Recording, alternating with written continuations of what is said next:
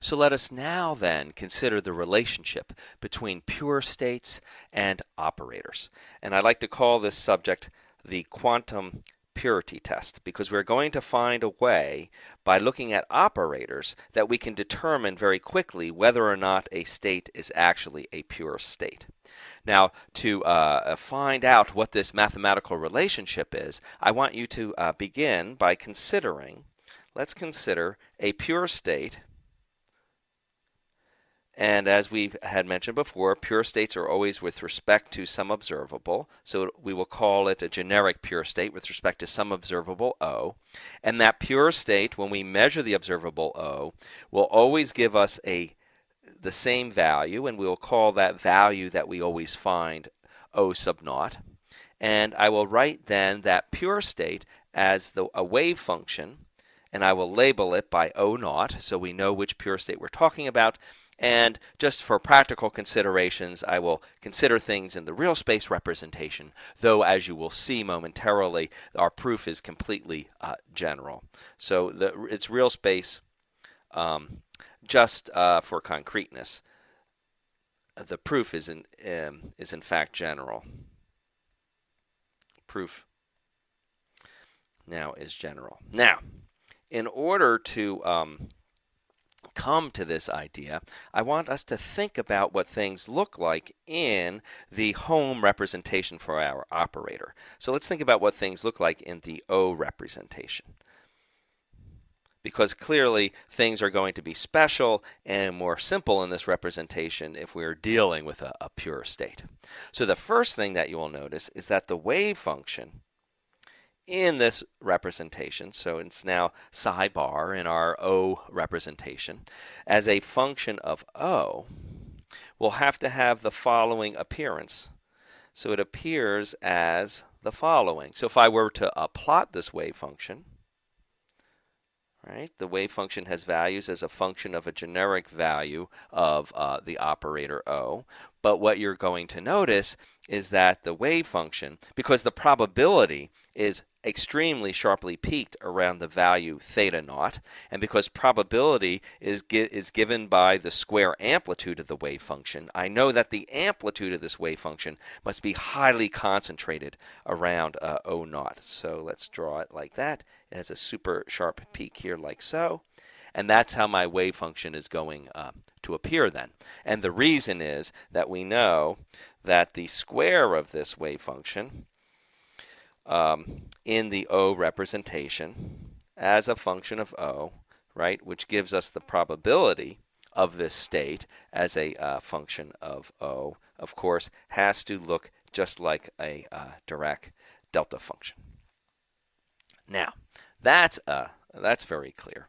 The next thing to consider is what the operator for O looks like in this representation. So in the O representation itself, the corresponding operator for our observable really is just multiplication by O.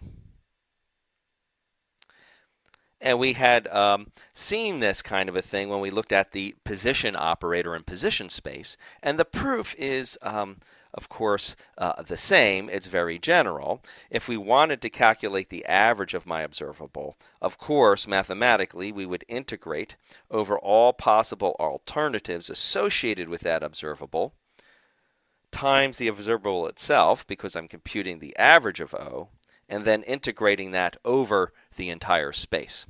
Now, when I do this, of course, I can rewrite the probability as, and this is the probability in the O representation for value O. I can rewrite that as my wave function. The probability is the wave function star times the wave function. I also have, of course, the factor of O that I want to sneak in here. So then the integral would appear like so. And this then just says that it is the expectation of psi bar with just multiplication by O times psi bar. And so we then can identify simple multiplication by O as the appropriate operator in this representation for calculating averages of O. Very good. So that then is the conclusion from this bullet. Now the interesting thing is when we combine these. So then, when we apply this operator to the pure state that I have sketched above in the O representation, when I apply that, I get a very interesting result back. So the action of the operator is multiplication by O. So let me just sketch on this axis what's happening. So this is my wave function psi. It looks like that, right? And then the operator itself is just multiplication by the function O, which is a straight line of slope 1 going through the origin. So I'll just point out the slope of this line is equal to 1.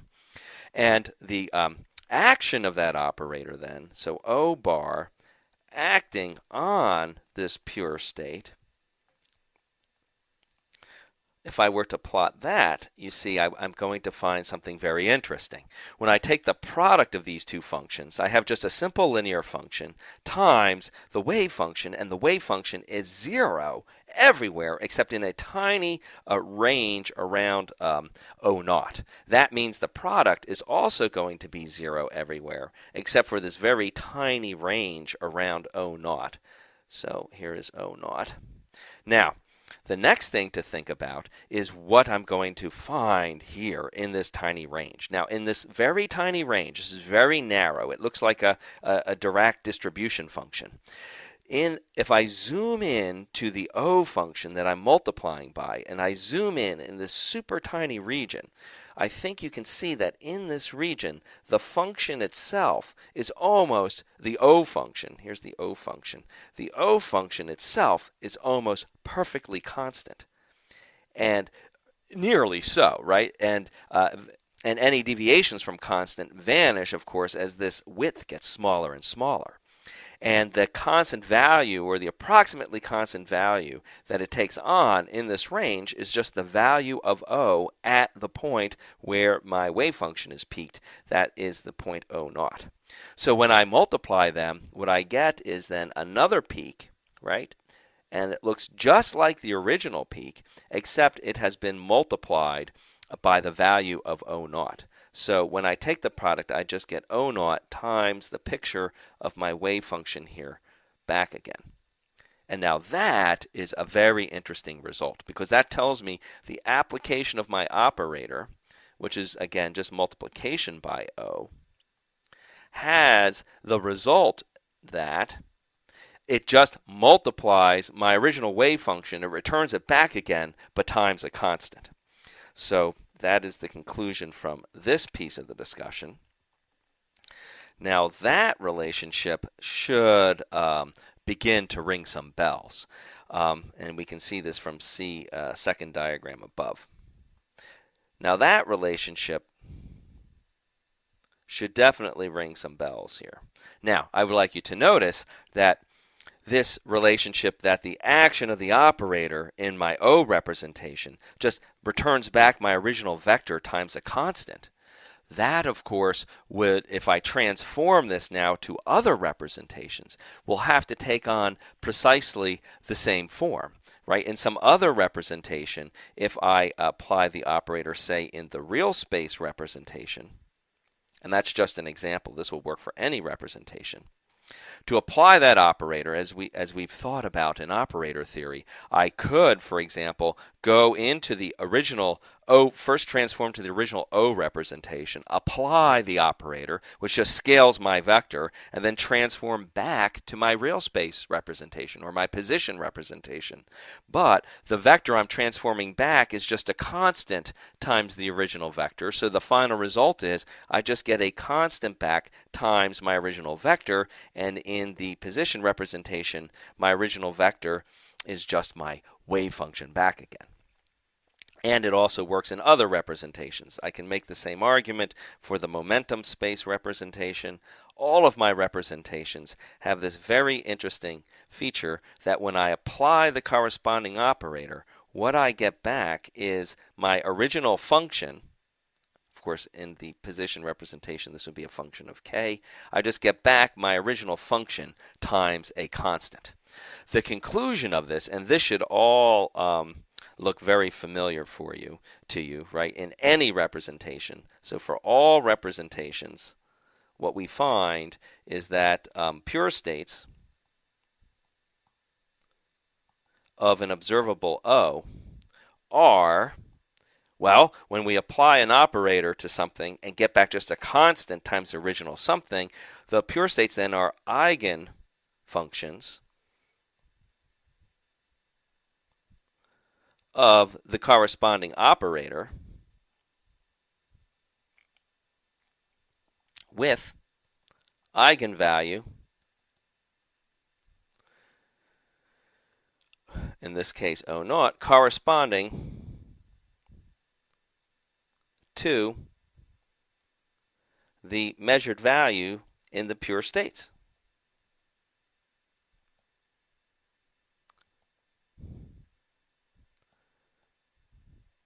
So let me give you an example of the use of this. It's a very profound relationship. So if we want to take an example, let's consider, for example, the momentum states, right? So let's try momentum pure states. Well, if I had a generic pure state of momentum, what we're claiming now is that means that the momentum operator applied to such a pure state of momentum, which is always measuring the value p naught, should give me back just that value p naught times my original wave function. Now, the interesting thing here is that we know what this momentum operator is. Now I'm going to do the proof and see what this teaches me. But before I do that, I just want to mention this subscript of P naught is going to get quite tedious to constantly write down. So just for now, we're going to drop the subscript. We can put it back in the end, but we're going to just drop the subscript in the derivation for now, just to save on some writing. Now, the other interesting thing is we had a nice way of deriving this momentum operator by thinking about averages. And we had derived that previously.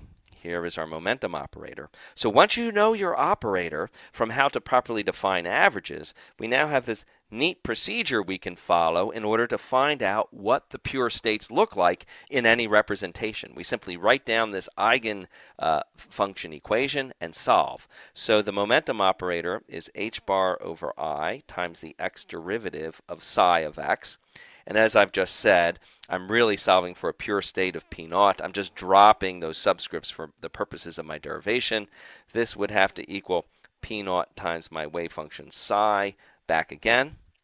And so that I can solve the corresponding differential equation, I want to notice that my wave function really is only a function of x. So notationally, it's a little easier to think about just writing down that derivative in a standard d psi dx format.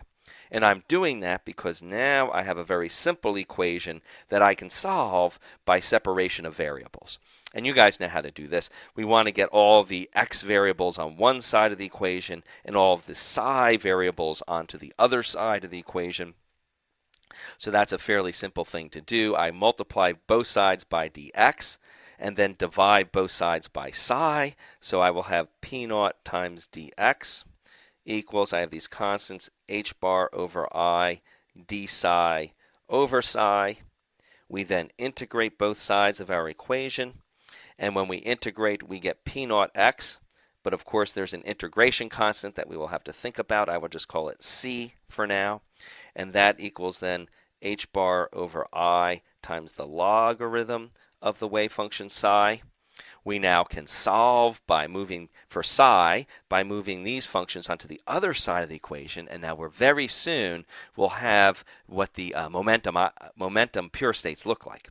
So moving my constants over, I will have I P naught x divided by h bar plus then I c over h bar, but this is just some arbitrary constant, equals log of psi.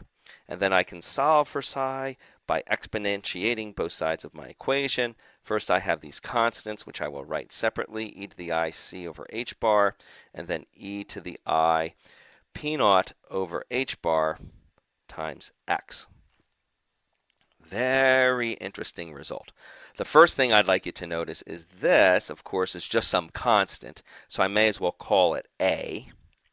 And this, though, is very interesting because P naught over H bar, that is the associated wave vector with the momentum value that I'm always evaluating. So I can call that K naught. So I just have A, which represents some normalization constant, times e to the I K naught x.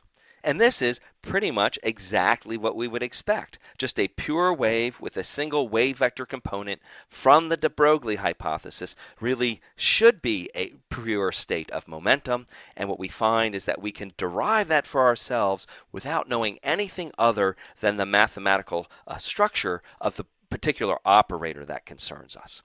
So I hope you can see that this quantum pure state gives us a very interesting relationship with operators, and in particular, it also gives us a very handy way to solve for the pure states of any operator in any representation.